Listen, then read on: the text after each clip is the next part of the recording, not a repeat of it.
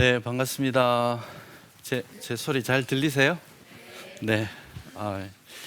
귀한 사역지에 초대받아서 말씀을 좀 나눌 수 있게 되어서 너무 감사드리고요. 바쁘신 토요일인데 와주셔서 감사드립니다. 제가 오늘 하게 될 내용은 성경 내러티브, 전체를 다 다루는 것은 사실상 불가능하고 성경 내러티브의 맛을 조금 보고 어떤 방식으로 이해할 수 있는지 이런 것들을 좀 나눌 수 있었으면 좋겠습니다. 사실 우리가 굉장히 익숙하잖아요.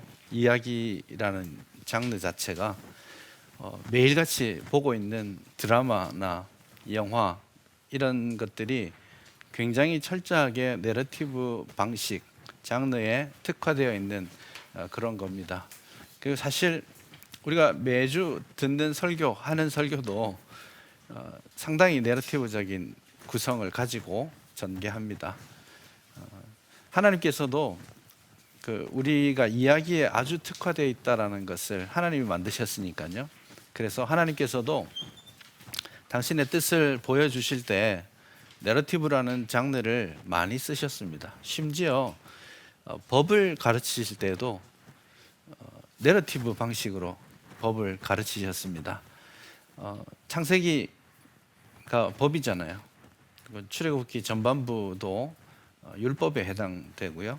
신명기 말씀도 마찬가지고 민수기에 나오는 많은 내러티브 장르들도 율법에 해당됩니다. 모세오경을 율법이라고, 모세율법이라고 하잖아요. 근데 하나님께서 당신의 뜻을, 내 뜻은 이거야라고 가르쳐 주실 때 어떤 의미에서는 헌법처럼 1조 1항 이렇게 주시지 않고 이야기로 전해 주셨던 거죠.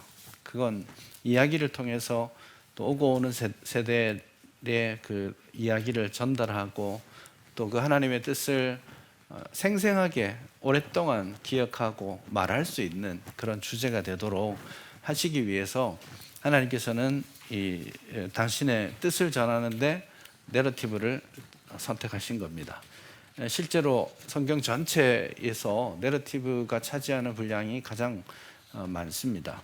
약 40%, 신약만 치면 약 45% 정도가 내러티브에 해당됩니다. 그래서 어떤 책을 보든지 또 오늘 내러티브 읽기를 통해서 좀 습득한 그런 지식이나 방법론이나 센스, 뉘앙스 이런 것들을 느낄 수만 있다면 적어도 성경에 기록되어 있는 40% 혹은 45%의 가르침을 원래 의도했던 대로 훨씬 더 생생하게 기억하고 전달하고 순종할 수 있도록 그렇게 우리가 준비될 수 있으리라고 생각합니다.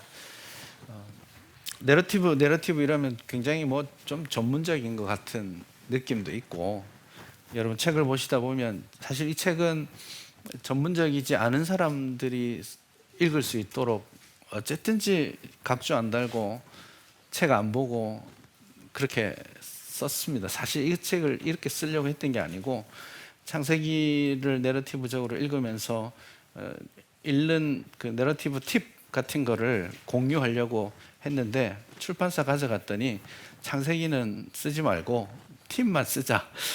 그래서 그 팁을 대충 모아가지고 썼는데 하루에 한 챕터씩 썼습니다. 그게 기본적인 의도는 굉장히 쉽게 쓰려고 하고 또 성도님들이 좀 더 자연스럽게, 전문적인 책들은 많이 나와 있으니까요. 좀 더 자연스럽게 내러티브를 좀 맛을 좀 느낄 수 있으면 좋겠다, 그런 의도로 했는데 그래도 읽다 보면 좀 못 들어본 이야기들도 있고 그렇지 않습니까? 좀 전문적인 용어도 쓰게 되고 이러면 굉장히 어렵다라는 생각을 가질 수 있는데, 원래 학자들이 하는 게 쉬운 말을 어렵게 쓰는 겁니다. 학자들이 쓰면 어려워요. 근데 다 듣다가 보면 내가 아는 내용입니다, 사실은. 그래서 설교의 서론과 결론에 무슨 인크루지오가 있고 이렇게 말하면 이게 무슨 소린가 할 수 있는데, 사실은 서론 때 했던 말 결론 때 또 한다 이 말이거든요. 그 우리가 아는 내용을 이제 내러티브라는 장르를 설명하다 보면 용어적으로는 좀 어려운 내용일 수 있지만 사실은 우리가 항상 접해왔던 내용들이고, 또 한편으로는 우리가 아주 어려서부터 할머니에게서 선생님에게서 들어왔던 그런 성경 이야기라든지 그런 것들이 다 내러티브로 우리에게 전달되어 왔던 것이기 때문에 아마 생각보다는 익숙하시리라고 저는 기대합니다.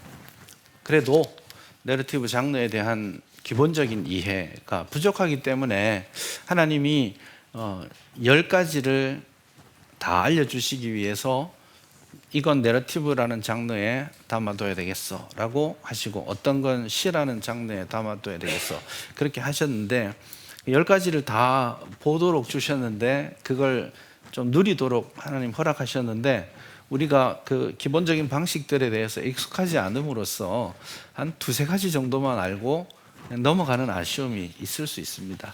그런 부분들을 좀 극복할 수 있었으면 좋겠다 생각합니다.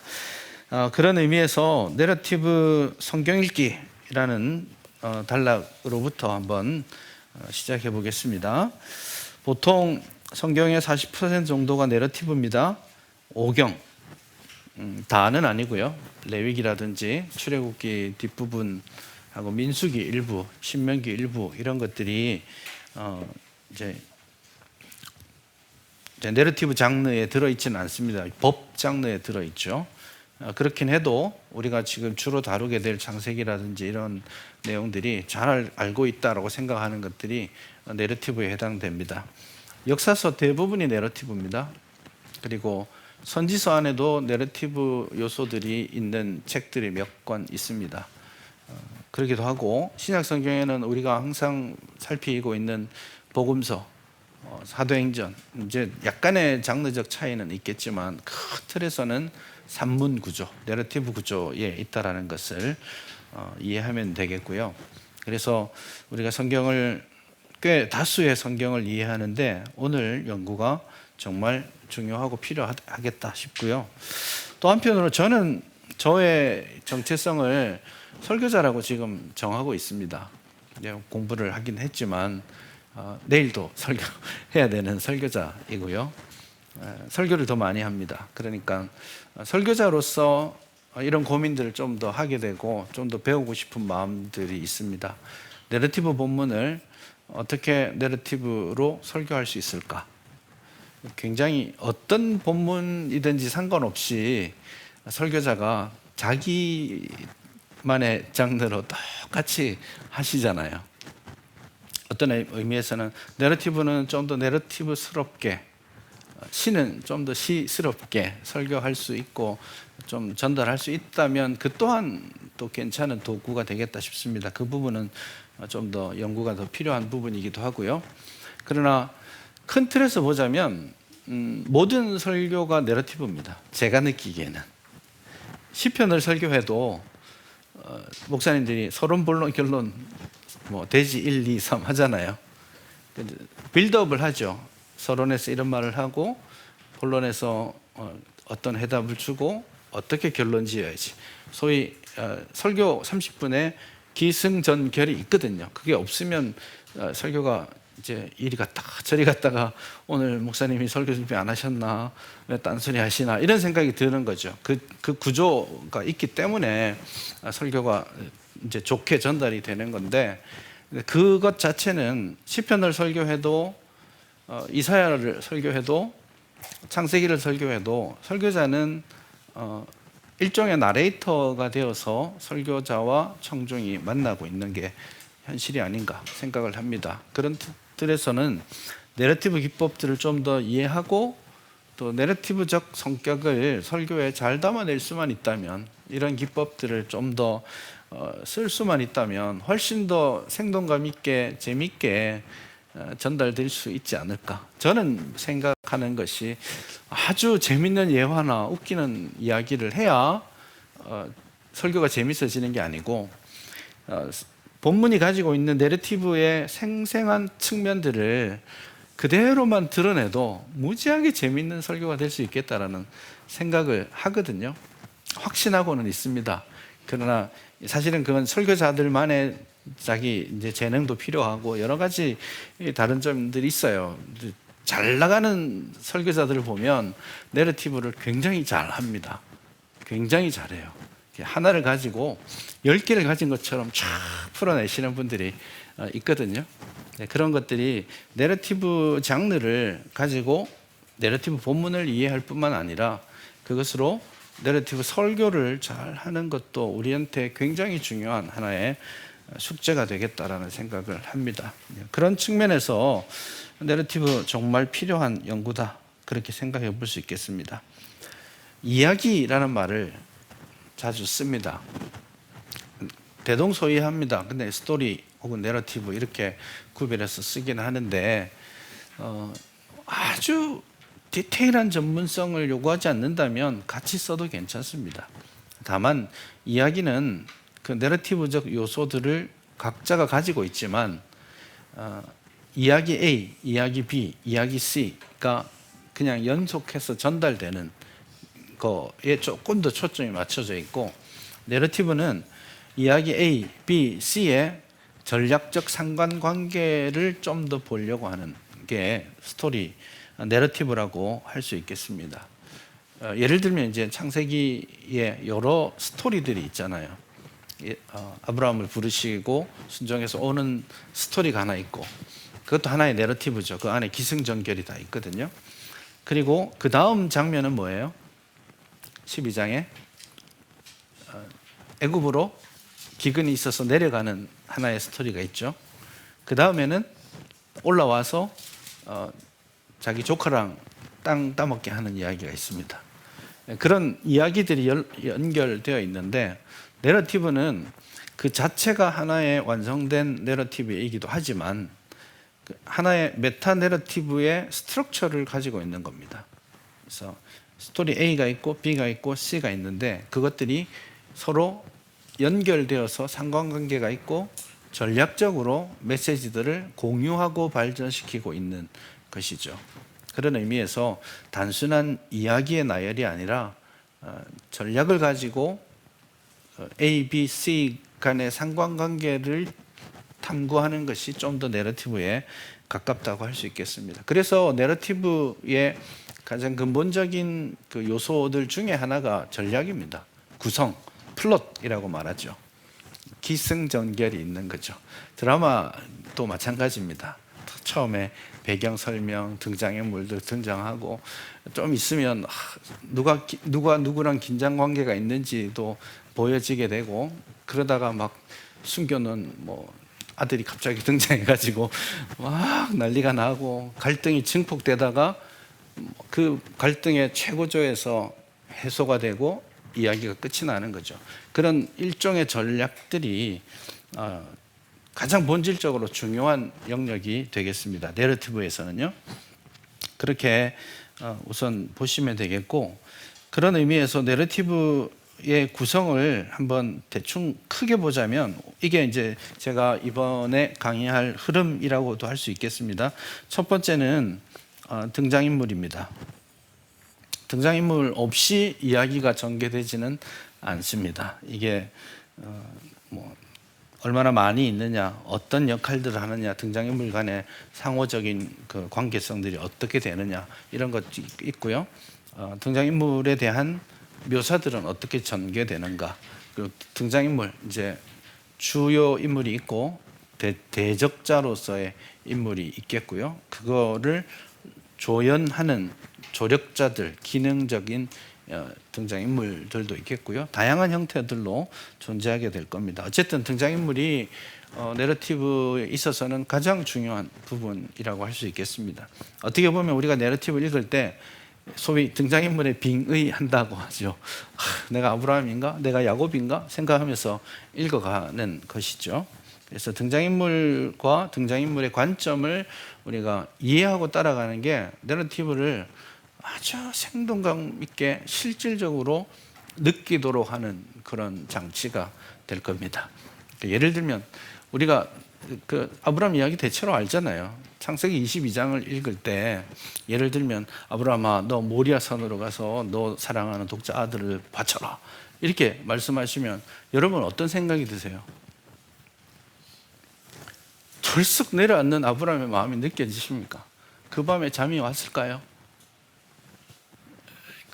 우리는 17, 18절의 이야기를 알고 있잖아요. 하나님이 갑자기 칼을 들었을 때 아브라함아 아브라함아 손대지 마 내가 이제 너를 알았어 이렇게 하고 축복해 주시는 걸 알고 있으니까 아브라함에게 너 모리아산으로 가서 바쳐 이렇게 하나님 말씀하셨을 때 우리는 긴장하지 않아요. 그러니까 그건 내가 독자의 관점으로만 보고 있는 거예요. 근데 내러티브는 등장인물의 관점과 등장인물의 그 시점까지의 생각들을 공유하면서 따라가는 게 내러티브를 가장 생생하게 읽어가는 비결이라고 할 수 있겠습니다. 아무튼 등장인물에 대한 이야기들은 첫 번째 시간에 좀 더 하게 되겠고요. 두 번째 시간에 할 이야기가 배경입니다. 첫 번째는 물리적 배경이 있겠죠. 시간과 공간이라는 절대적 배경이 있고요. 그래서 본문을 이해하고 그 사람, 등장인물을 이해하는 데 있어서 그가 가지고 있던 지리적인, 역사적인, 문화적인, 종교적인 그런 그 등장인물 혹은 그 시대가 공유하는 백그라운드들이 있겠죠. 그것들은 종종 우리에게 알려져 있지는 않습니다. 자기들은 다 알아요. 이게 이제 정보의 갭이라고 할 수 있는데 등장인물들은 왜 그렇게 하는지 다 알아요. 아브라함이 자기 종에게 상속권을 넘겨주려고 하잖아요. 왜 그렇게 하는지 다 알아요. 우리는 왜 그렇게 하지? 이렇게 싶을 수 있겠습니다. 왜 내 재산을 종에게 넘겨주지? 이런 생각할 수 있잖아요. 그게 이제 서로 그들이 공유하고 있는 시대적인 문화적인 그런 환경들이겠죠. 그게 일종의 백그라운드가 되겠습니다. 큰 틀에서는 외적인 형태의 백그라운드, 그 절대적 시간, 그리고 그 시간과 공간 안에서 공유하고 있는 저들만의 지리적인 정보, 문화적인 정보, 종교적인 정보, 뭐 여러 가지 형태들, 그런 것들이 외부를 통해서 우리가 찾아야 되는 배경이라고 할 수 있겠고, 또 한편으로 우리가 알아야 될 것은 아까 말씀드렸듯이 내러티브는 고도의 전략을 가지고 기록된 겁니다. 그렇기 때문에 그 백그라운드를 볼 때에 그 본문 자체가 가지고 있는 백그라운드도 있겠습니다. 그 단어를 썼을 때 그 단어 왜 썼을까? 그 당시에 이건 뭘까? 이런 질문을 해볼 필요가 있겠죠. 그 시대의 그 단어라는 것은 시대에 종속되게 되어 있습니다. 요즘 신조어들이 계속 만들어지고 있잖아요. 근데 이 시대를 이해하지 못하면 그 신조어들을 이해하지 못하는 것처럼 단어라든지 또 그 실제 내러티브가 존재하는 주변의 문맥들, 그것들도 중요한 부분이 되겠습니다. 그래서 좀 더 외부적인 절대적인 백그라운드를 찾는 것도 필요하고, 그 문학으로서 내러티브가 가지고 있는 요소들, 백그라운드들을 찾는 것도 필요하겠습니다. 그리고 세 번째가 이제 플롯입니다. 등장인물 간에 어떻게 그 시간과 공간 안에서 갈등이 생기고 그것이 증폭되고 그것이 해결되는가. 때로는 해결된다 싶은데 또 다른 리스크가 생겨서 좀 긴장이 계속되기도 하고, 여러 가지 이제 방식들로 내러티브가 전개되기 때문에 그런 구성들을, 약간은 큰 그림일 수도 있겠습니다. 그런 구성들을 좀 볼 필요가 있고, 요거는 연습하기가 쉽지 않을 것 같아요. 그래서 요건 제가 말을 말씀드리지는 않을 것 같고요. 우선은 등장인물부터 한번 말씀을 드려보겠습니다. 등장인물을 보통 캐릭터라고 말을 하죠. 그리고 등장인물에 대해서 묘사하고 있죠. 캐릭터와 캐릭터라이제이션, 이렇게 구별할 수 있겠는데요. 등장인물과 등장인물에 대한 좀 직접적, 간접적 묘사들을 통해서 내러티브의 중요한 흐름을 저자가 가지고 있다. 그래서 여러분 내러티브를 보면 제일 먼저 누가 나오지? 그거 보셔야 돼요. 여러분 드라마 딱 할 때 주인공 누구지? 보잖아요. 그런 것처럼 내러티브가 나오면 누가 등장인물이지? 그리고 누가 메인 캐릭터이지?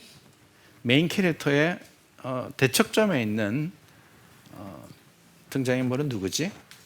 누가 이 자기의 캐릭터를 계속 발전시켜가는 존재지? 이런 질문들을 알 필요가 있겠습니다. 그래서 그거를 굳이 말하자면 이제 평면적 인물, 다면적 인물 이런 식으로 표현합니다. 평면적이란 말은 플랫하다는 말이잖아요. 이렇다는 뜻입니다. 처음 시작할 때나 중간에 있을 때나 나중에 있을 때나 캐릭터가 내러티브 안에서 변화가 없습니다. 중요한 인물일까요? 대체로는 중요하지 않습니다. 여러분 좀 더 캐릭터가 계속 발전해 나가는 게 주인공의 기본적인 특징입니다. 무슨 명랑소녀 성공기 이러면 철없던 애가 이런 어려움 저런 어려움을 겪으면서 아주 훌륭한 사람으로 변해가잖아요. 그런 게 이제 다면적 인물이라고 말할 수 있습니다. 그래서 이건 플랫이라고 말하고 이것은 라운드라고 말합니다. 어쨌든 여러 가지 형태로 변화되어 간다. 그런데 이것은 여기서는 플랫한데 이 내러티브의 전략을 통해서 볼 때는 이 플랫한 이 캐릭터가 점점 성장해가는 성장 스토리일 수도 있습니다. 그건 좀 구별할 필요가 있겠습니다. 왜냐하면 우리가 아브라함 내러티브 이렇게 하면 아브라함 내러티브가 어디서부터 시작합니까? 11장 27절부터 시작하죠. 그리고 25장 11절까지입니다. 무지하게 길지 않습니까? 그러니까 아브라함의 내러티브가 12장에도 있고 13장에도 있고 14장에도 있고 다 있는데 그 캐릭터 하나만 떼어놓고 보면 플랫해 보일 때가 있습니다. 그렇지만 전체 전략을 가지고 그 플롯을 크게 보면 아브라함은 성장하고 있거든요. 그래서 그 차원에서 좀 더 크게 봤을 때 평면과 다면이 변화를 가질 수 있다라고 말할 수 있겠습니다. 기능적 인물은 소위 말하는 조연입니다. 그 주인공 옆에서 좀 까불까불하면서 주인공한테 한 번씩 인풋하는 거 있잖아. 막 주인공이 주저하고 있으면 아이 뭐 고민해봐, 너 가봐, 가서 네가 먼저 말하면 되지. 그래? 그럴까? 하고 가잖아요. 그런 역할들. 그 사람이 내러티브에서 절대적인 역할들을 하고 있지는 않지만 어쨌든 어떤 기능적으로 주연에게 어느 정도 인풋을 하는 그런 역할들을 기능적이라고 할 수 있겠습니다. 무대 밖 인물, 캐릭터가 본문 안에 나오지만 실존하지 않는 인물이기도 해요. 가령 제 이야기는 아니지만 어떤 사람의 이야기라고 쳤을 때 그 사람이 자기의 삶을 이야기하면서 나에게 가장 큰 영향을 주신 분은 돌아가신 우리 아버지야. 그리고 아버지 이야기를 하잖아요. 그럼 아버지는 지금 그 무대에 있나요? 없어요. 없는데 무대에 역할을 하죠. 그런 게 이제 소위 캐릭터를 굳이 구분할 때 무대 온 스테이지 한 등장인물과 오프 스테이지에 있는 그 등장인물 이런 것들도 좀 디테일하게는 구별하기도 합니다. 예를 들어 보자면 창세기 26장에 보면 하나님이 그랄로 내려가려는 이삭에게 내려가지 말라고 하세요. 이집트로 내려가지 말라고 하셔서 이삭이 그랄에 멈추게 되죠. 그 이야기 그 장면이 나오는데 그 장면에 보면 거기에 누가 나오느냐면 아브라함이 등장합니다. 26장 3절이나 이런 데 가서 보시면 하나님이 약속을 주실 때 아브라함이 잘했기 때문이야. 내 말을 지키고 이렇게 했기 때문에 이런 말씀을 하시거든요. 갑자기 아브라함이 등장하지만 실제로는 아브라함은 그 장면에서는 실존하는 인물은 아닌 거죠. 그런 인물들이 소위 말하는 무대 밖 인물이라고 정리할 수 있겠습니다. 근데 인물을 우리가 아브라함이라고 했을 때 아브라함을 우리가 어떻게 알아요? 아브라함을 성경이 기록했기 때문에 아는 거 아니에요.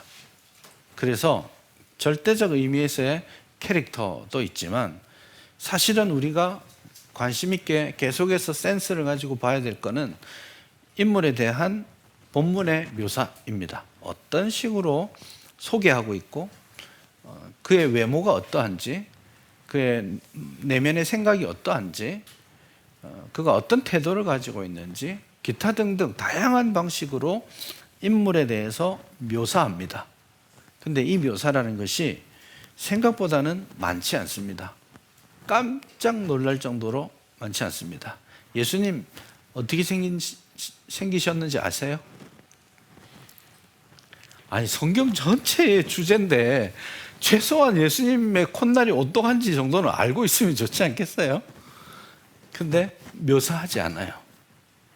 성경은 그만큼 인물의 어떠함을 묘사하는데 굉장히 인색합니다. 요즘은 여러분 소설 같은 데 보세요. 그냥 드라마를 볼 때보다 소설을 읽을 때, 상상하면서 읽을 때 그 캐릭터의 모습이 더 생생하게 느껴질 만큼 묘사합니다. 최진사 댁 최씨 처자를 만났는데 얼굴은 홍조가 있고 코는 오똑하고 눈끝은 살짝 꼬리치듯 올라가 있고 어쩌고 저쩌고 너무 자세하게 묘사하죠. 그게 이제 현대인들이 인물을 묘사할 때 굉장히 다양하게 자세하게 묘사합니다. 그럼에도 불구하고 성경에 나와 있는 내러티브의 인물은 생각보다 열심히 묘사하지 않습니다. 그 말은 묘사가 되어 있으면 목적과 의도가 있다라는 거겠죠. 그래서 기계적으로 이건 이거야, 이건 저거야 라고 단정적으로 말할 수는 없겠지만 적어도 인물에 대해서 어떻게 하든 묘사하고 있을 때 그것이 내러티브 안에서 등장인물에 대해서 우리에게 무엇을 알려주고 있는지 한번 추측해 볼 수 있겠습니다.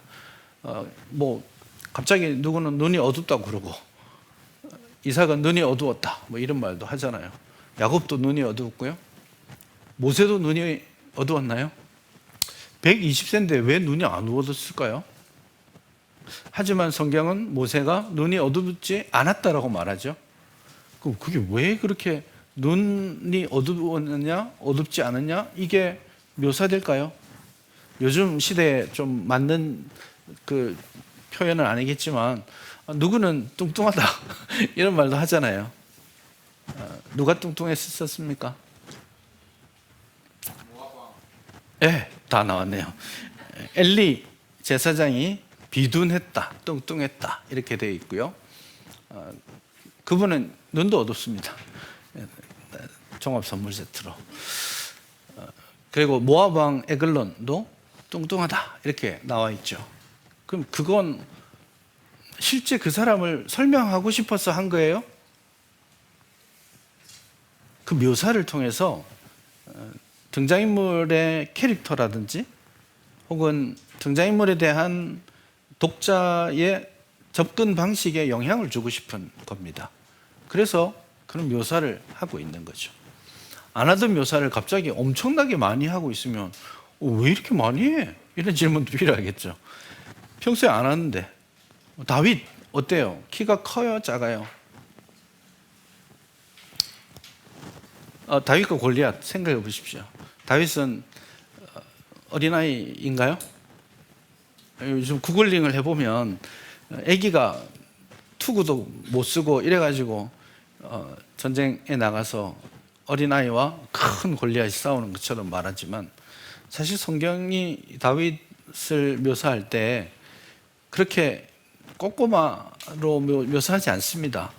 다만 그냥 소년이라고 묘사하고 있을 뿐인데 선입견이 거기에 들어있죠. 그 단어가 우리한테 오는 바람에 우리는 소년 이러면 어때요? 뭐 근데 초등학교 한 2, 3학년 정도로 느껴지지만 성경은 소년이 전투병을 뜻하기도 하거든요. 그렇기 때문에 우리한테 넘어오면서 문화를 넘어오면서 오해를 주는 그런 경우입니다. 어쨌든 다윗은 그렇게 자세히 묘사되어 있지 않습니다. 그에 비하면 골리앗은 엄청나게 많이 묘사되어 있거든요. 얼마나 키가 크고 그의 창은 배틀자루 같고 무게가 얼마고 그걸 다 재본 것처럼 말이에요. 그렇게 막 묘사하고 있잖아요. 그때 성경이 그렇게 묘사하는데 신경 쓰지 않는데 왜 이렇게 많이 묘사했지? 왜? 의도는 뭘까? 이런 거죠. 그래서 성경에 나오는 인물 묘사를 볼 때에 그 묘사가 있으면 한번 멈춰 설 필요가 있습니다. 쭉 가다가 묘사를 해주면 야 잠깐 멈춰서 이거 캐치하고 가. 우리 그렇게 말씀하는 거거든요. 그러면 그 묘사가 왜 여기에 주어졌을까? 어떻게 이해하라는 뜻이지? 그런 것들을 한번 고민해 보면 좋겠습니다. 가령 모압 왕 에글론의 비둔함은 긍정적일까요? 부정적일까요? 엘리의 비둔함은 부정적이죠. 모압 왕의 비둔함은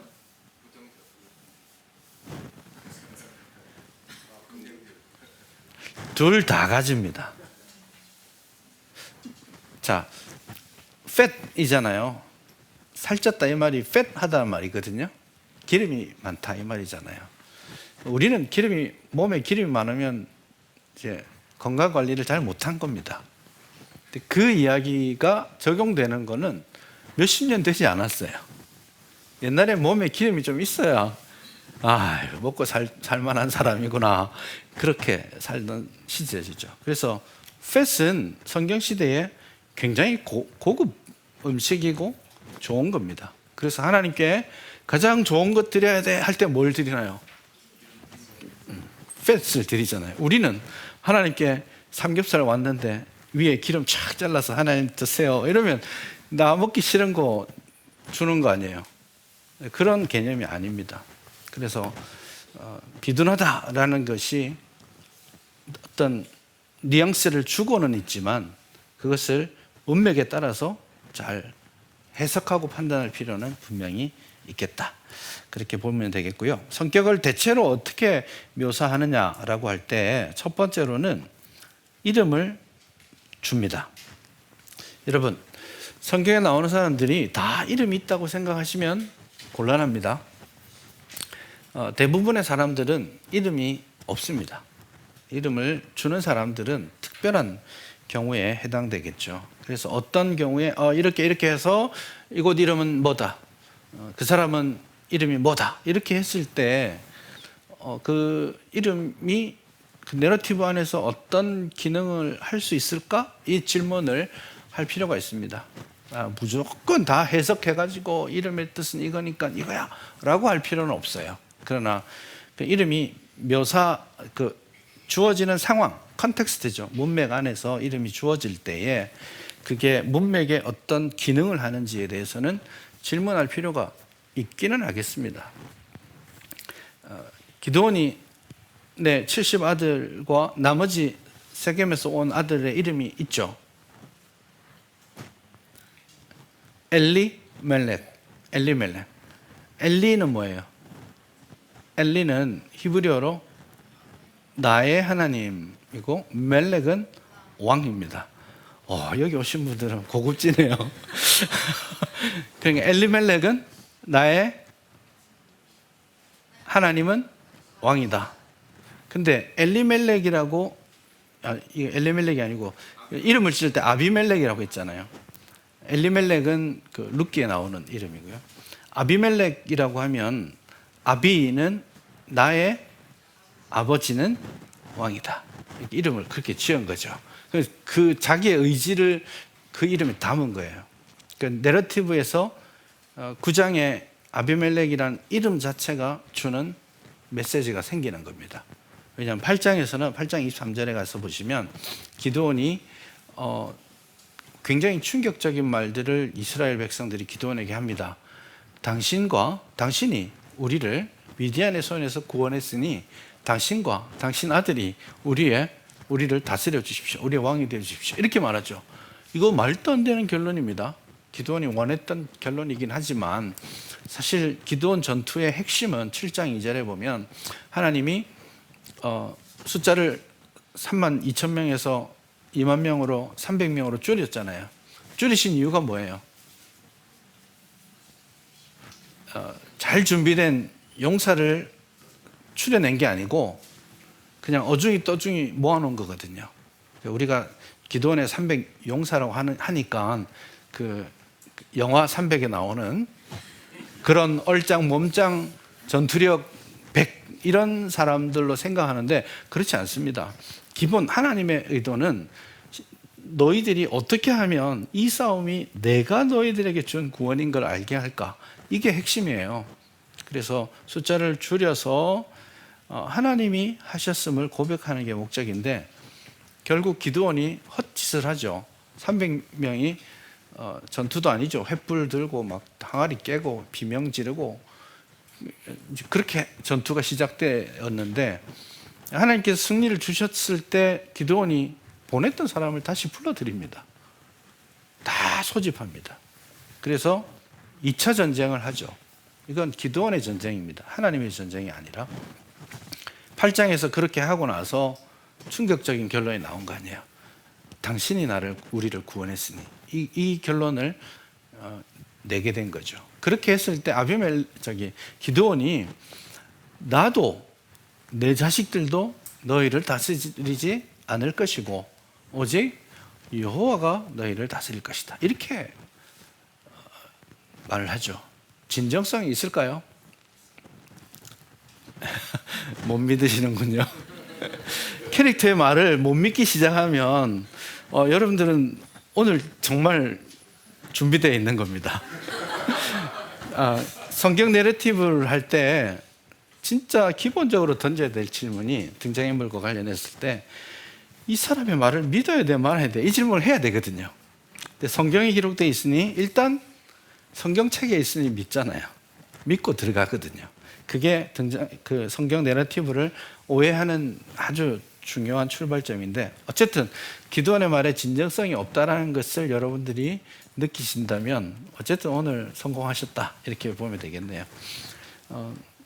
그렇게 나도 내 아들도 다스리지 않을 거야 했는데 세겜의 첩의 아들로 태어났던 그가 자기 이름을 자기 정체성을 아비멜렉이라고 하죠. 내 아버지가 왕이야. 그 말은 뭐예요? 내가 왕 노릇할 거야. 이 말이죠. 그래서 그 이름 자체는 실질적으로는 이름을 부여함으로써 내러티브, 사사기 전체 플롯에서 주요한 주제를 건드리고 있게 되는 것이죠.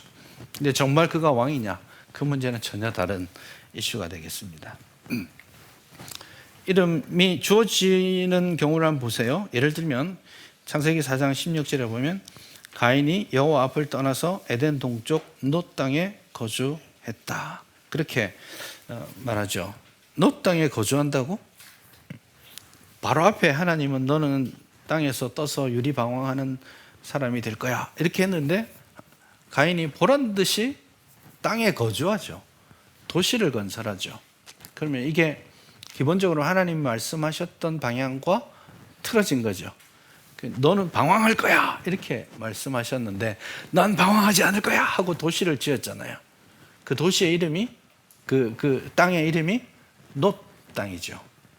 놋은 무슨 뜻일까요? 그 놋이라는 이름이 방황이라는 뜻입니다. 일종의 그 내러티브가 언어 유희죠. 너가 하나님을 떠나서 안전을 주는 도시를 쌓는다고 방황하지 않는다고 하나님 없는 인생이 방황이야 라고 이름을 그렇게 부여하시는 것이죠. 그래서 이름이 그 사람의 어떠함을 나타내 주는 겁니다. 창세기 27장 36절을 보시면 에서가 당해서 축복을 빼앗긴 다음에 부르르 떨면서 아버지에게 통곡하면서 이렇게 외칩니다. 그의 이름을 야곱이라 함이 합당하지 아니하니까. 예전에는 장자권도 빼앗더니 이제는 축복까지 가로챘습니다. 그놈 진짜 야곱이에요. 야곱이라는 이름이, 그리고 야곱이라는 삶이 어떠할지를 자타가 공인하고 있는 그런 거라고 할 수 있겠죠. 하나님께서 창세기 32장에서 너의 이름을 다시는 야곱이라 부르지 말 것이다, 이름을 야곱에서 이스라엘로 바꿔주시죠. 그래서 이름을 어떻게 부여하고 있는가, 이건 굉장히 중요한 이슈가 되겠습니다. 룻기에는 말론, 기련 이런 이름들이 나옵니다. 한번 의심해 볼 필요가 있겠죠. 고도의 룻기는 고도의 이름 부여 방식을 잘 쓰고 있습니다. 아버지 이름은 엘리멜렉, 또 나오미도 내 이름을 나오미라 하지 말고 말하라 하라. 퇴근하셔도 되겠습니다. 나오미의 뜻은 뭐예요? 기쁨. 예. 마라는 쓰다. 히브리어 다 하셨구나.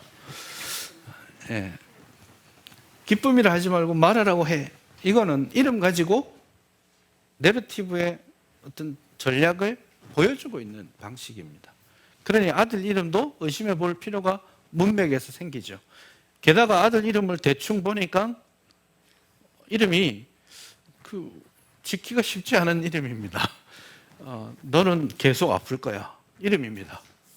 병든 자, 쇠약한 자, 이런 이름을 우리 시대에 보기는 어렵겠죠. 예전에 오래 살아라고 뭐 이상한 이름도 지어줬다라는 그런 얘기가 있긴 하지만, 근데 이름은 그런 의도를 가지고 있는 거예요. 나중에 더 나오겠지만, 나중에 예를 들면 룻기 4장에 가면 4장 2절 3절에 보면 보아스가 기업 물을 자를 찾죠.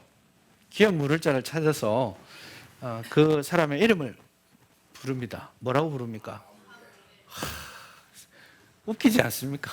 아니, 세상에 아무개요, 이게 뭐예요? 내러티브가 절대 너의 이름을 쓰지 않을 거야, 이렇게 규정하는 거예요. 아무개요 이름을 부르는 순간에도 아무개요 이렇게 부른다는 말은 그 부르는 그 순간 뭘 느껴야 돼요? 우리는 얘는 안 될 놈이구나, 이걸 미리 우리에게 뉘앙스로 주고 있어요. 너는 이름을 받을 자격도 없는 사람이겠구나, 이 계약이 틀어지겠구나, 이름을 부여하는 순간 느끼게 되는 흐름이 되겠죠. 그래서 이름을 어떤 식으로 쓰고 있는지, 그것도 굉장히 중요하고, 그 다음에 이름을 주는 방식, 서술하는, 사람을 지칭하는 방식, 이런 것들도 굉장히 중요합니다. 예를 들어서 보시면 창세기 21장 8절에 보시면 아이가 자라매 젖을 떼고, 아이는 이삭이죠. 이삭이라는 이름이 나왔죠. 이삭이 젖을 떼는 날에 아브라함이 큰 잔치를 베풀었더라. 사라가 나왔죠. 아브라함의 아들 애굽 여인 하갈의 아들이 이삭을 놀리는지라. 누구예요? 좀 써주지. 이스마엘이 이삭을 놀리는지라 이래도 되잖아요. 근데 지금 사라는 이스마엘이라는 이름 자체를 쓰고 싶지 않아요. 그를 규정하고 있는 거죠. 사라가 본즉 아브라함의 아들 애굽 여인 하갈의 아들, 이렇게 표현하고 있죠. 그래서 이스마엘을 의도적으로 본문에서는 쓰지 않습니다. 그대로입니다. 그가 아브라함에게 이르되 이 여종과 그의 아들을 내쫓으라. 한글 성경에는 그의 아들이라고 되어 있는데 그녀의 아들입니다. 아브라함하고도 떼놓고 있습니다. 이 여종과 그녀의 아들을 내쫓으라. 이 종의 아들은 내 아들 이삭과 함께 기업을 얻지 못하리라. 결국 이스마엘을 말해야 되는 순간에는 그의 정체성을 종의 아들, 여종의 아들이라고 계속 규정하고 있고, 이삭이라는 이름을 그냥 독자적으로 쓰고 있죠. 이렇게 함으로써 지금 이스마엘에 대한 사라의 마음이 어떠한지, 그리고 앞으로의 내러티브 전개가 어떻게 전개될지 이 뉘앙스가 이미 이름을 부여하는 방식 속에서 드러나게 되는 거죠. 이런 식으로 많이 씁니다. 보세요. 창세기 37장 32절. 그의 채색 옷을 보내어 그의 아버지, 이거 내용 아시죠? 요셉을 팔아넘기고 염소 피를 옷에 묻히는 겁니다. 채색 옷을 보내어 그의 아버지에게로 가지고 가서 이르기를, 굉장히 중요한 표현입니다. 우리가 이것을 발견하였으니 아버지 아들의 옷인가 보소서 하며. 어때요? 느낌이 좀 옵니까? 형이 동생을 어떻게 규정하고 있습니까? 아버지 아들의 옷인가 보소서. 여기에 형의 마음이 느껴지는 거죠. 뉘앙스입니다. 그래서 아버지 이거 요셉 거 아니에요? 내 동생 요셉 거 같은데요? 이렇게 말해도 되는 자리인데 아버지의 아들의 옷인가 보소서. 이미 형들과 요셉의 거리감이 확 느껴지는 거죠. 창세기 34장에 보면 디나가 세겜에 가서 강간을 당하는 사건이 나옵니다. 굉장히 고도의 내러티브성이 거기에 본문에 들어있는 건데요. 그 사건을 소개할 때 디나를, 야곱의 딸 디나가 이렇게 말하는 게 99% 맞습니다. 맞죠? 근데 레아가 야곱에게 낳은 딸, 이렇게 표현합니다. 정확한 문법은 레아의 딸, 야곱에게 낳은, 이 말입니다. 그러니까 디나를 누구의 딸이라고 하는 거예요? 레아의 딸이다. 딱 이 1절을 보는 순간 어떤 느낌이 오세요? 이후의 상황 전개에 야곱이 그 레아와 라헬과의 어떤 갈등 관계를 계속 유지하겠구나, 이런 생각을 하게 되죠. 그래서 뭐 가만히 있기도 하고, 또 사건이 나고 났을 때는 굉장히 이기적으로 하기도 하죠. 왜 그랬느냐, 내가 곤란하게 됐잖아, 뭐 이런 이야기를 하기도 하고, 그런 내용들이 야곱은 지금 그를 레아의 딸로 규정하고 있다라고 보는 거죠. 이런 것들이, 예를 들어서 야곱이 디나는 레아의 딸이야 이렇게 말하지 않았잖아요. 그렇지만 내러티브의 관점에서 보자면 서술자, 나레이터죠. 나레이터가 우리에게 내러티브를 시작할 때 이렇게 규정하고 갈 거야 라고 정보를 주고 있는 거예요. 레아가 야곱에게 낳은 딸. 그러면 나중에 레위, 시몬 가서 난리치죠. 왜 난리쳤을까요? 똑같은 엄마잖아요. 그러니 그게 그렇게 해석되도록 의도되는 거예요. 그러고 나면 아버지가 왜 이렇게 했느냐, 미운 물건이 되어서 우리가 위험하게 되지 않았느냐 했을 때 두 아들이 큰 소리 치죠. 뭐라고 말합니까? 그러면 그 놈들이 우리 동생을 아무렇게나 하는 거 참아야 됩니까? 이렇게 큰 소리 치잖아요. 그때 두 형제가 뭐라고 말하냐면 우리 여동생, 이렇게 말합니다. 우리. 37장에 가서는 아버지의 아들의 옷인가 보소서, 이렇게 말하는 친구들이 여기 가서는 우리 여동생이라고 말하죠. 이게 그 관계들을, 그러니까 사람을 어떤 식으로 규정하고 명칭하느냐, 이거 중요한 부분이 되겠습니다. 어떨 때는 그 말을 해야 되는데 말하지 않을 때도 있어요. 예를 들면 창세기 12장에 보면 매 구절에 등장하는 인물이 하나 있는데 사라예요. 매 구절마다, 거의 매 구절마다 사라가 등장하는데 사라를 사라라고 부르지 못합니다. 대부분은 관계적 용어로 써요. 그녀가, 아브라함의 아내가, 이런 식으로 그녀를 계속해서 좀 객관화된 존재로서만 가볍게 취급하고 있죠. 그러니까 그 본문에서 사라가 그냥 남자들에 의해서 폭력적으로 이리저리 끌려가는 거 아니에요. 가볍게 취급되고 있죠. 그거를 내러티브도 포맷 안에서 묘사하는 거예요. 그녀를 무겁게 이름으로 부르지 않고 그냥 인칭 대명사로만 소유격으로만 계속 묘사하고 있는 거죠. 그 내러티브가 어떤 그 내러티브의 포맷 안에서도 메시지를 서로 강화하고 연동시켜가는 하나의 방식이라고 하겠습니다.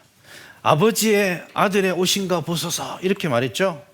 창세기 44장에 가면 베냐민, 요셉 이야기는 정말 아름다운 내러티브입니다. 정말 아름다운 내러티브인데 내러티브에 정말 대단히 중요한 기법들이 요셉 내러티브 안에 막 가득 차 있습니다. 44장은 그 유다가 요셉 앞에서 날 잡아가시오. 내가 대신 잡혀갈 테니 내 동생 베냐민은 살려 보내주시오. 이렇게 말하는 굉장히 중요한 창세기에서 가장 긴 연설에 해당되는 거고, 그래서 요셉 이야기 내러티브 안에서 결정적 전환점을 주는 핵심 포지션이 됩니다. 근데 거기 보시면 베냐민을 뭐라고 지칭합니까? 아버지의 생명과 아이의 생명이 묶여 있고, 주의 종 우리 아버지에 돌아갈 때 아이가 우리와 함께 가지 아니하면 아버지가 아이의 없음을, 아이가 뭐예요? 지금 손주가 나왔는데 세월이 많이 갔잖아요. 베냐민 아기가 아니거든요. 그런데 지금 이 베냐민을 아이라고 호칭함으로써 의도하지 않았지만 지금 유다는 요셉에게 베냐민이 자기에게 어떤 존재인지를 말하고 있는 거예요. 사실은 요셉이 형을 어떻게 믿어요? 못 믿죠. 여러분, 요셉이 형 만났을 때 막 울고 이러면 왜 울었을까요? 보고 싶었던 형 드디어 만났네 이렇게 울었던 거예요? 막 분에 차서 울었을 수도 있습니다. 너무 캐릭터를 이상화해서 볼 필요는 없습니다. 울음의 이유가 베냐민을 봤을 때의 울음과 형들을 봤을 때의 울음은 굉장히 복합적이죠. 그리고 형들을 계속해서 테스트하고 또 테스트하고 정보들을 계속 빼냅니다. 아주 고도로 야곱이 있고 요셉이 있고 형들이 있고 독자가 있잖아요. 요 여러 층위의 사람들이 서로 가지고 있는 정보들을 조금씩 꺼내 놓으면서 통합으로 가는, 하나가 되어가는 모든 과정들에 있는데, 아버지 살아계시냐? 너희들은 누구냐? 스파이지. 이러니까 형들이 아유 스파이라니요. 우리는 진짜 저 가나안에서 한 아버지의 12아들인데 한 놈은 갔고 아버지는 지금 저기 계십니다. 그럼 한 놈은 어디 갔어? 아유 막내는 아버지랑 같이 있죠. 아 그랬구나 라고 믿어야 돼요? 못 믿죠. 왜? 마지막으로 본 형들의 모습이 뭐예요? 자기를 짐승처럼 옷을 찢어가지고 구덩이에 던졌다가 그리고 팔아버렸잖아요. 그런 형들의 마지막 모습을 기억하고 있기 때문에 믿을 수 없죠. 그걸 믿어야 될지를 계속해서 시험하고 있는 거예요. 아버지가 살아있다는데 어떻게 믿어요? 베냐민이 있다는데 어떻게 믿어요? 데려와봐 이렇게 말하는 거예요. 그래서 그런 과정들 속에 마지막 은잔의 시험이 요 바로 앞에 있잖아요. 은잔의 시험은 뭐겠습니까? 너 나 때처럼 너 살자고 베냐민 팔 수 있어? 나를 은 20에 팔았지.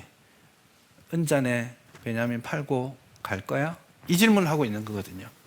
그래서 마지막까지 요셉은 용서할 마음, 확신을 가지고 있지 않습니다. 근데 이 연설을 탁 듣는 거예요. 유다가 내가 대신 죽겠다. 내가 대신 종이 되겠다.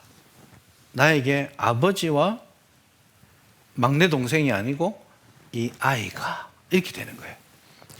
이렇게 그 베냐민을 아이라고 계속해서 지칭하는 것이 어떤 의미에서는 요셉이 결정적으로 자기의 신분을 드러내게 하는 중요한 동인이 되죠. 근데 이 연설에서의 뉘앙스, 느낌은 사실은 아이라는 이 단어 속에 우리한테 굉장히 많이 미리 전달되고 있는 거죠. 그래서 요거 어떤 식으로 호칭하느냐, 이거 그러니까 등장인물의 의도나 내러티브의 방향들을 보게 하는 겁니다. 보디발의 아내가 종들에게, 이건 나중에 또 볼게요. 이게 이제 반복의 영역에 해당되는 거기도 한데 마지막 시간에 좀 더 보겠습니다. 보라, 주인이 히브리 사람을 우리에게 데려다가 우리를 희롱하게 하는도다, 이렇게 말하죠. 요셉을 뭐라고 지칭합니까? 히브리 사람. 그리고 우리에게 데려다가 우리를 희롱하게 하는도다. 이거 뭐예요? 여러분, 이 우리라는 게 공동체성이 있는 용어라고 생각하시죠? 우리, 이거 사실 우리라는 굉장히 배타적인 말입니다. 조심해야 되는 말이기도 해요. 우리가 말이야 이렇게 하면 너네들은 아니야, 이거가 전제되어 있죠. 그래서 나는 이라는 말보다 우리는 이라는 말이 훨씬 더 배타적인 말이 되죠. 그래서 사실은 사건대로 하자면 요셉이 나를 희롱했다, 이렇게 말해야 되죠. 우리를 희롱했다, 이렇게 말함으로써 종들에게 우리가 남이가, 이렇게 말하고 있는 거예요. 근데 17절에 가면 남편한테 말하잖아요. 남편한테는 당신이 우리에게 데려온 히브리 뭐라고요? 종이 히브리 사람에서 히브리 종으로 바뀌었죠. 그 남편에게는 이 쓸모없는 인간을 강조하고, 그리고 앞에서 우리를 희롱하게 하는도다 했던데 그 다음에 남편한테 가서는 뭐라고 해요? 내게로 들어왔다. 굉장히 자극적이고 성적인 용어입니다. 들어온다는 말은 굉장히 그 일종의 유페미즘에 해당되는 말입니다. 성행위를 지칭하는 뜻이기도 하거든요. 그래서 내게로 들어왔다. 이게 당신의 와이프인 나를 한정하고 있죠. 그러니까 이 사람의 의도가 뚜렷하게 보이는 거죠. 그게 예를 들어서 히브리 사람이라고 하거나 히브리 종이라고 하거나 이런 어떤 인물을 지칭하는 명칭들 속에서 등장인물의 의도나 방향성들이 매우 뚜렷하게 나온다라는 거죠. 19절, 당신의 종이 내게 이같이 행하였다 하는 말을 듣고 심히 노한지라. 이게 이 히브리어 그리고 히브리 내러티브, 성경 내러티브의 최고의 맛이 뭐냐 하면요, 제가 느끼는 최고의 맛은 모호성입니다. 모호성. 이게 보고 또 봐도 재밌는 이유인 것 같아요. 우리나라의 옛날 그 그림들이 내 아름다움을 여백의 미라고 말하잖아요. 그 여백이 많아요. 히브리어 자체도 여백을 많이 두고, 그래서 그 모호함 속에서 진리를 탐구하는 게 너무 재밌는 언어가 히브리어고 성경 내러티브라고 생각해요. 자, 보세요. 당신의 종이 이같이 행하였다 하는 말을 듣고 심히 노한지라. 누가 노했습니까? 보디발이. 누구에게 노했습니까? 그게 모호한 거예요.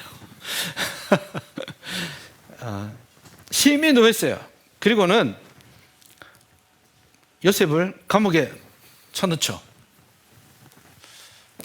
딱 그걸 보면서 누구한테 노했지? 이런 질문이 생기죠. 누구한테 화가 났겠습니까? 그 가능성이 저는 훨씬 더 높다고 생각해요. 왜냐하면 종인데 종이 자기 와이프를 겁탈하려고 했어요. 그러면 그 사실을 알았다면 어떻게 해야 돼요? 너 감옥 가, 이렇게 할 남자가 어디 있어요? 그 시절에 죽여야죠. 이게 요셉의 억울함이 거기에 더 뚜렷하게 보이는 거예요. 자기의 무죄함을 보디발이 알아요. 보디발이 아는데 자기 와이프거든요. 그러니까 그 순간에 와이프한테 너무 화가 났는데 와이프한테 뭐라고 말하면 내 문제가 되니까 요셉을 감옥에 보내는 거예요. 그래 요셉이 억울한 거지. 하나님을 위해 의를 선택했고 사람들도 알아요. 누가 잘못했는지 아는데 억울하게 자기가 당하는 거죠. 그게 사회 구조 안에서. 근데 그런 그 애매모호함들이 19절에 나타나 있기도 합니다. 이름을 주고 안 주고 출애굽기 1장 15절 애굽 왕이 히브리 산파 시브라라 하는 사람과 부하라 하는 사람에게 말했다. 굉장히 이상한 말이에요. 히브리 산파는 그냥 굉장히 낮은 직급에 해당되는 여성입니다. 이름이 있을 필요가 없는 사람이죠. 근데 이름을 줍니다. 애굽 왕은 그 당시에 최고의 신적인 존재고 유명한 사람이에요.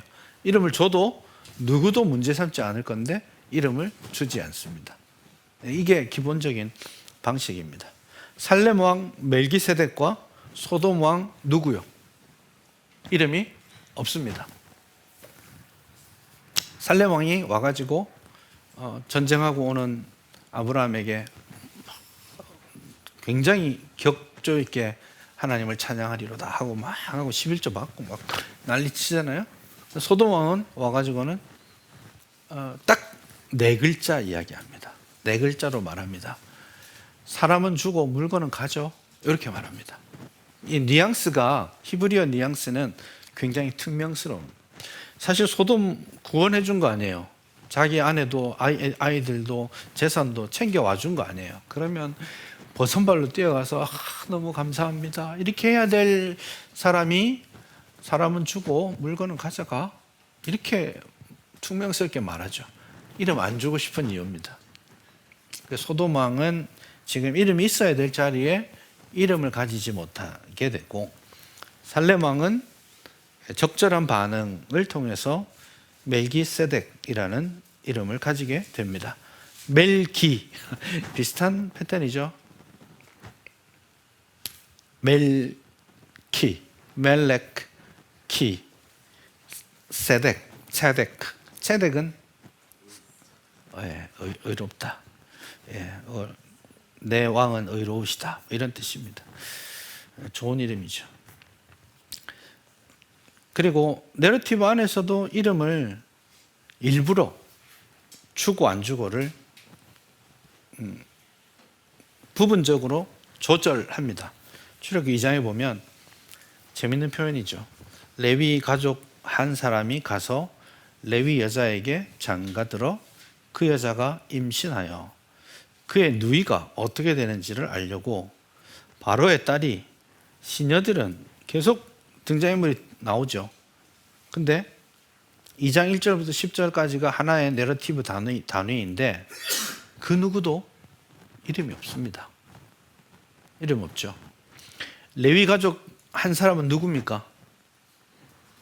아므람이죠. 6장에 나옵니다. 곧 이름 등장할 거예요. 레위 여자 누구예요? 요게벳. 다 알고 있잖아요.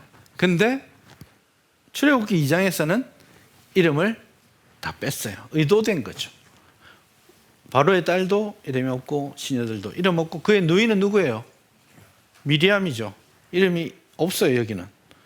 이름을 다 빼고 마지막에 그 아들은 모세다 하고 이름을 주죠. 그게 이름 없이 쭉 가서 한 사람에게만 이름을 몰빵하는 이렇게 내러티브적 의도가 있는 거죠. 다른 사람 보지 말고 지금은 하나님이 세우실 구원자 모세를 봐. 이렇게 말씀하시는 거죠. 이것도 흐름을 잘 따라가는 게 좋습니다. 예를 들어 봅시다. 야곱이 브엘세바에 떠나 하란으로 향하여 가더니 한 곳에 이르러 그곳은 어디입니까?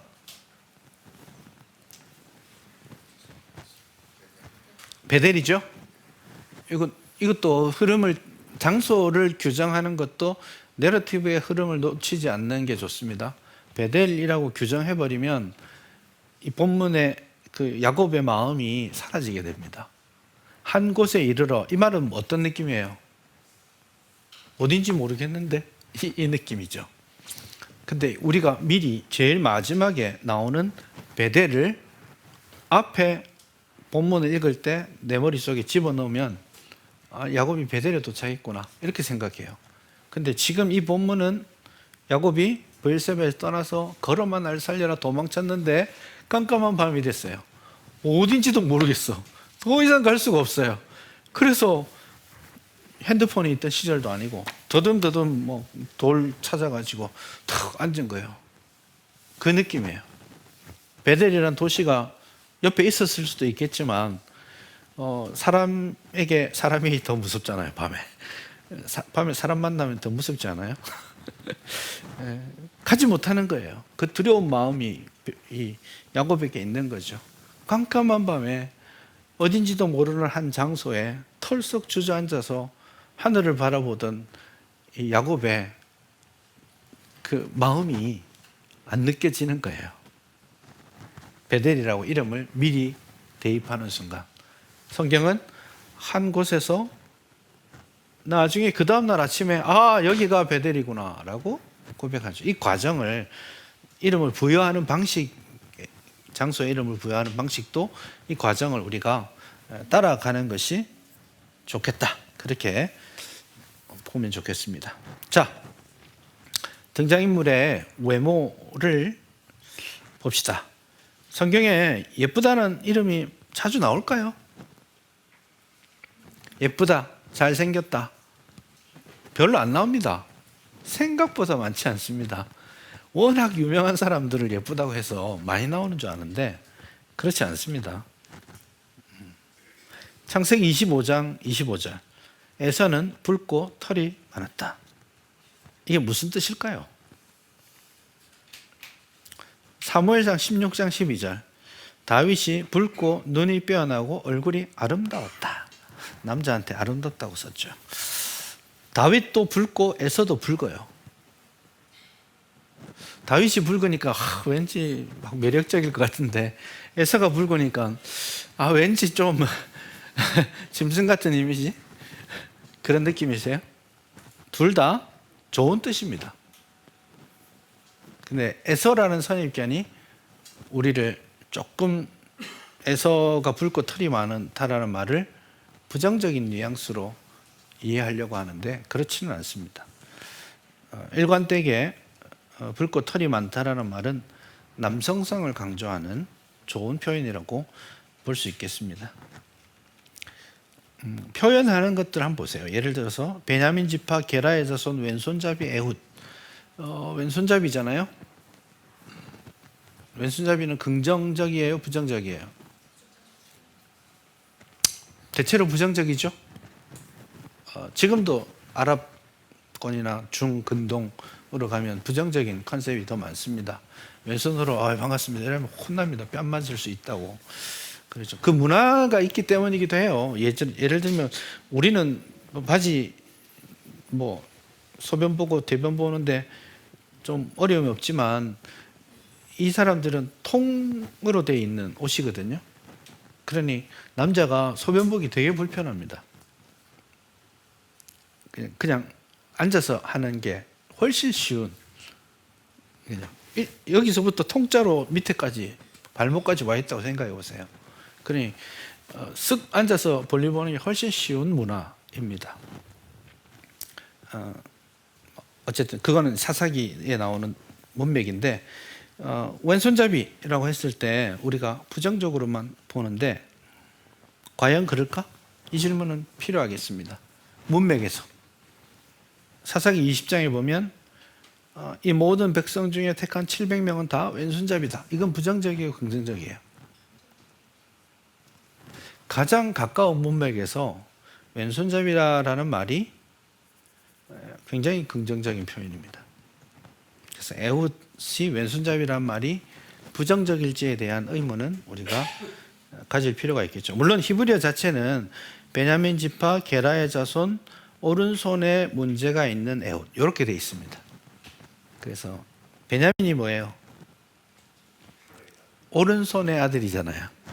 오른손의 아들 지파에서 오른손에 문제가 있는 에훗, 이렇게 문학적으로는 그런 식으로 서로 묘사하는데 표현을 달리하고 있습니다. 사라가 예쁘죠? 리브가도 예쁘죠? 라헬도 예쁘죠? 성경에 다 예쁘다고 나와 있습니다. 그렇지만 펑션, 예쁘다라는 말의 기능은 다릅니다. 문맥에서 그 단어를 어떤 식으로 쓰는지를 보아야 되죠. 사라나 리브가의 아름다움은 결혼하기 좋네, 이 느낌입니다. 신부감이구나, 이 느낌이고요. 라헬의 예쁨은 그거와는 상관이 없습니다. 라헬을 처음 만났을 때 뿅 갔던 순간은 라헬의 아름다움을 전혀 묘사하지 않습니다. 처음에 29장에 이제 하란으로 가서 들판에서 라헬을 만나고 부둥켜 안고 울고 난리를 치잖아요. 아마 라헬이 얼마나 놀랐을지 모르겠어요. 한 남자가 와가지고는 막 꾀째재하게 더러운 남자, 한 달을 여행했을 거 아닙니까? 그렇게 더러운 남자가 와가지고는 막 말도 없이 물 먹여주더니 저 남자가 왜 저러나 했더니 또 쫓아와서 자기를 탁 안고는 막 엉엉 울고 있잖아요. 이 사람이 무슨 일인가 싶었을 거예요. 그랬는데 너가 내 사촌이다, 뭐 이런 이야기를 한 거 아니에요. 거기까지예요. 그러니까 야곱이 내 운명적인 여인인 라헬을 만났을 때는 아름다움이란 모티프가 전혀 존재하지 않습니다.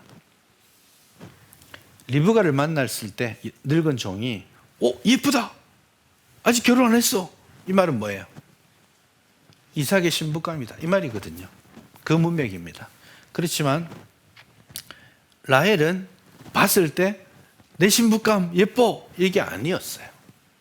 다만 라헬의 아름다움은 29장 17절에 레아는 시력이 약하고 라헬은 곱고 아리따다, 이 뭐예요? 아름다움을 어떤 방식으로 쓰고 있는 거예요, 나레이터가. 라헬이 예쁘다라는 말을 처음부터 한 게 아니라 레아와 비교하고 있잖아요. 그겁니다. 레아랑 비교해서. 그래서 라헬의 아름다움은 레아와 라헬 사이의 갈등 구조 가운데 역할할 뿐이에요. 그겁니다. 그래서 아름답다라는 말이 나온다고 다 족족 다 그 뜻이라고, 그런 기능을 하고 있다라고 그렇게 말을 할 필요는 없겠습니다. 어떻게 행동한다라는 것도 묘사가 되어 있습니다. 아까 잠깐 말씀드렸는데 여러분 이거 한번 읽어봅시다. 사무엘상 17장에 골리앗을 묘사하는 겁니다. 블레셋 사람들의 진영에서 싸움을 도두는 자가 왔는데 이름은 골리앗이고 가드 사람이고 키는 6규빗 한 뼘이고 머리는 노트고 몸에는 비늘 갑옷, 갑옷의 무게가 놋 5천, 다리에는 놋 각반을 찼고 어깨 사이에는 놋 단창, 창자루는 배틀째 같고 창날은 철 600세겔이며 방패든 자가 앞서 행하더라. 요즘 방송에 나오는 말로 표현하면 와 대단해, 이런 느낌을 주려고 묘사하는 게 아니고 너 쫄았냐? 이러고 있는 거예요. 키가 엄청 크고 대단한 용사잖아요. 근데 막 이렇게 묘사하고 있으면 와 어떻게 이겨? 이거를 말하고 싶은 게 아니고 너 쫄았구나 자식, 이걸 말하고 싶은 거예요. 다윗은 그냥 가요. 물매 돌이나 몇 개 챙겨가지고 앞에 섰습니다.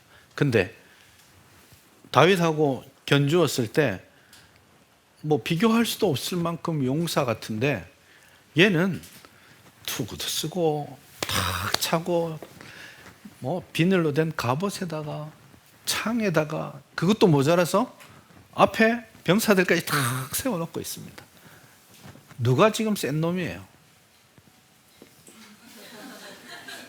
이게 그 골리앗을 묘사할 때 우리가 느끼는 느낌인 거죠. 와, 대단한 용사구나가 아니라 쫄았구나 이놈. 다윗은 그냥 가는데 얘는 뭐야? 자기 혼자 와도 아무도 당할 자가 없는데 뭐가 겁이 나서 방패전자까지 앞서 세워가면서 오고 있는 거야.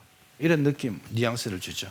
그래서 이게 성경에서 드물게 굉장히 자세하게 묘사하는 대목이거든요. 그래서 이렇게 자세하게 묘사할 때 내러티브적 의미가 있을 수 있겠다라는 그런 생각들도 해보면 좋겠다 싶습니다. 요거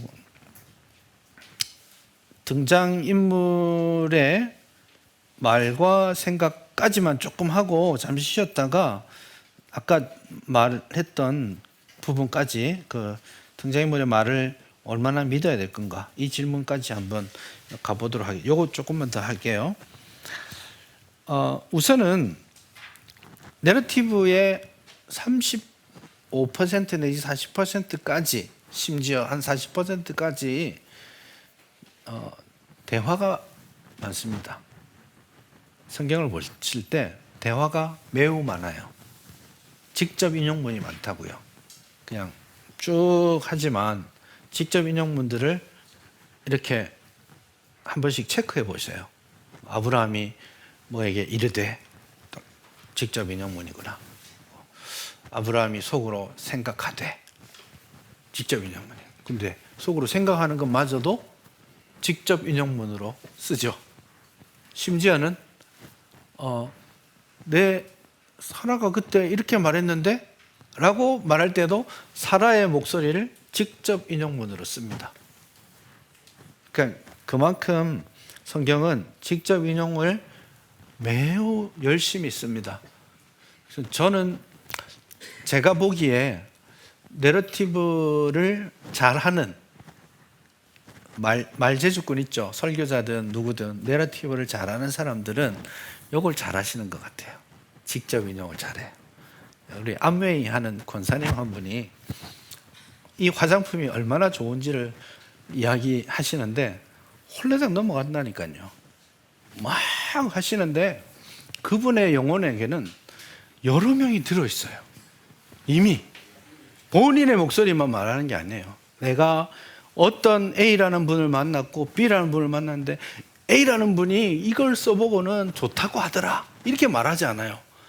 A라는 분이 이걸 쓰더니 엄매 이거 얼마나 좋은지 몰라요 하고 A의 목소리로 이야기를 해요.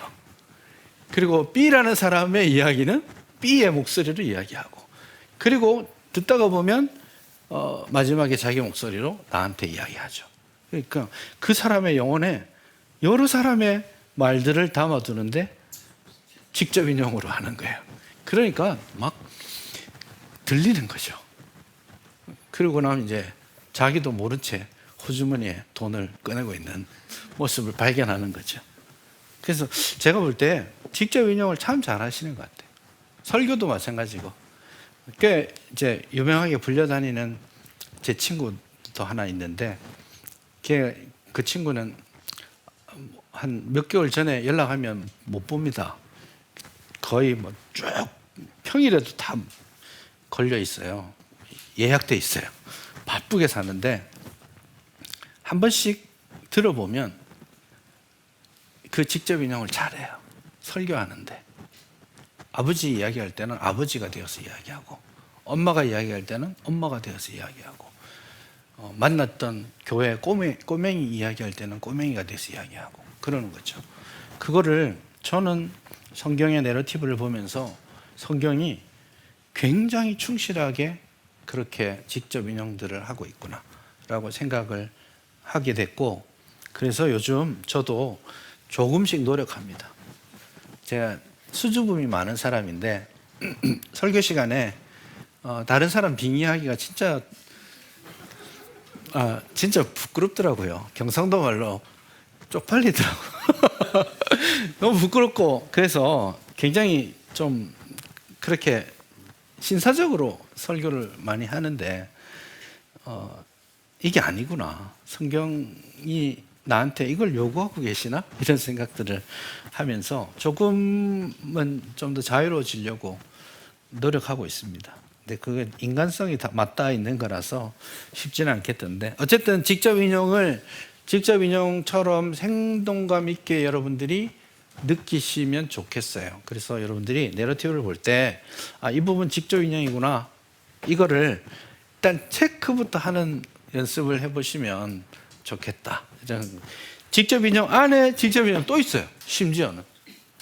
그래서 내러티브가 얼마나 직접 인용을 열심히 하는지 몰라요. 창세기 17장 17, 아브라함이 엎드려 웃으며 마음속으로 말하되, 직접 인용이에요. 속으로 말한 것까지 생생하게 우리가 들을 필요는 없지 않을까요? 근데 성경은 그렇게 말합니다. 그리고 하나님께 아뢰되 이스마엘이나 하나님 앞에 살기를 원하나이다. 사라도 속으로 웃고 이르되, 이것도 혼잣말입니다. 에서가 야곱을 미워하여 심중에 이르기를 아버지를 곡할 때가 되었으니 내가 내 야곱을 죽이리라, 이렇게 말했다라는 거예요. 그런 느낌들을 좀 살펴보시면 되겠어요. 심지어는 이 사실 속 사람의 생각을 우리가 알 길은 없잖아요. 나레이터가 그걸 우리한테 충실하게 전달하고 싶은 거예요. 그래서 나레이터가 심지어는 하나님의 마음까지도 알아서 써주잖아요. 창세기 8장에 보면 하나님이 마음에 생각하시는 거를 우리에게 알려주죠. 나레이터가 굉장히 중요한 역할들을 하고 있는 겁니다. 그 직접 대화 속에서 나타나는 뉘앙스들도 체크하시면 좋겠죠. 이거는 대표적인 오역 중에 하나라고 할 수 있겠는데, 에서의 마음과 그 야곱의 마음이 창세기 33장에 굉장히 다릅니다. 에서는 죽일 듯이 왔는데 절뚝거리면서 꾀째째하게 절하면서 오고 있는 동생의 모습을 보고 무너지죠. 그리 엎드려 있는데 막 가가지고 엎드려 있는 동생 붙들고 같이 막 울고, 그리고 내 동생아 이렇게 말하잖아요. 굉장히 에서 착한 인간이에요. 진짜 좋은 사람이에요. 신앙적으로 약속의 면에서 좀 떠나 있었을 뿐이지 인간적으로는 굉장히 매력적이고 좋은 사람입니다. 순식간에 원수된 마음을 에서가 가지고 있어야 되는데 순식간에 그걸 내려놓는 사람이죠. 내 동생아 이렇게 말하는데 10절에 보면 야곱이 그렇지 않습니다. 내가 형님의 눈 앞에서 은혜를 입었사오면 청하건대 내 손에서 이 예물을 받으소서. 내가 형님의 얼굴을 배운 적, 여기 형님 나오죠. 뒤에 가서는 내 주도하시거니와 내 주는 내 주께 은혜를, 이렇게 말하죠.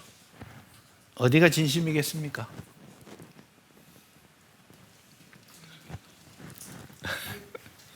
뒤에 게 진심입니다. 이 형님이라는 말은 다 2인칭 남성 단수로 표현되어 있는 거예요. 네, 한국적으로 보니까 내가 너의 눈앞에서, 당신의 눈앞에서 은혜를 입었사오면, 이렇게 내가 당신의 얼굴을 배우니 당신도 나를 기뻐하시. 이게 동생이 형한테 이거 싸가지 없이, 이런 생각이 한국 사람한테 좀 들 수 있겠습니다. 그래서 당신이란 말 대신에 형님이라고 써놨어요. 그러니까 내 동생아, 형님, 뭐가 된 것 같죠? 아니에요. 야곱은 형을 절대 형이라고 부르지 않습니다. 히브리어로서는 형이란 말이 없어요. 전부 당신이고, 마지막에는 주여 이렇게 말합니다. 그러니 형이, 지금 이 느낌은 뭐냐면, 형이 지금 야곱이 올 때는 죽이려고 오고 있잖아요. 죽이려고 오고 있다고 생각했는데 화해가 됐잖아요. 그리고 나니까 그때부터는 우린 여기까지, 이거예요. 뉘앙스는. 근데 형은 자기를 다 주죠. 참 착한 사람이라니까요. 동생아 이렇게 하는데 당신이 왜, 주님 여기까지, 내가 같이 갈게. 아니에요, 괜찮아요. 내가 사람을 붙여줄게. 아니에요, 괜찮아요. 지금 그러고 있는 거예요. 이게 본문이 이제 이 말로써 뉘앙스를 그렇게 전달하는 그런 방식이라고 할 수 있겠습니다. 여기까지 하고 한 10분만 쉬었다가 3시 15분에 또 등장인물 이야기를 조금 더 하도록 하겠습니다. 질문 있으세요 혹시? 예, 질문 있으면 마이크 사용해서 질문해 주십시오.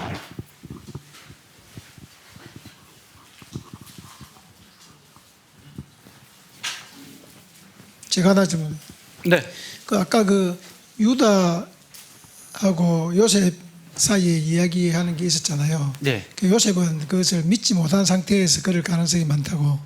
그런데 그 후에 보면은 이제 이런 요셉이 형하고 또 나중에 야곱 죽고 나서 그 보면 네. 창세기 45장 7절과 50장 24절 이런 데 보면 하나님이 다 이렇게 그 자손을 보존하기 때를 위해서 위해서. 미리 보냈다고 얘기하잖아요. 그럼 그거는 그 후에 생각이 들어서 요셉이 이야기한 그런가고 봐야 되나요? 그 깨달음과 확신이 44장에 나오는 형의 연설을 통해 확인하게 된 거죠. 근데 그 생각이 전혀 없었다라고 장담할 수는 없지만 내 부르심이 이것이다라고 고백하게 되는 자리는 형의 그 유다의 고백에서부터 나옵니다. 후에 예, 그렇죠. 그 전까지는 예를 들어서 베냐민 은잔 나왔을 때 그러면 베냐민을 종으로 삼고 너네들은 가서 가족 살려 괜찮은 딜이잖아요. 근데 만약에 형들이 알겠습니다 했으면 그렇게 끝났을 거예요. 그렇게 끝났을 겁니다. 그러면 너네들은 여전히 옛날 그 인간들이구나. 나는 내 동생 데리고 잘 살게. 이렇게 했을 텐데 그렇지 않은 거죠. 그 결정적인 변화, 깨달음이 이제 44 이게 구조적 중심입니다. 요셉 내러티브의 구조적 중심 한가운데 첫 번째 포지션이 유다의 자기 희생적 연설이고요.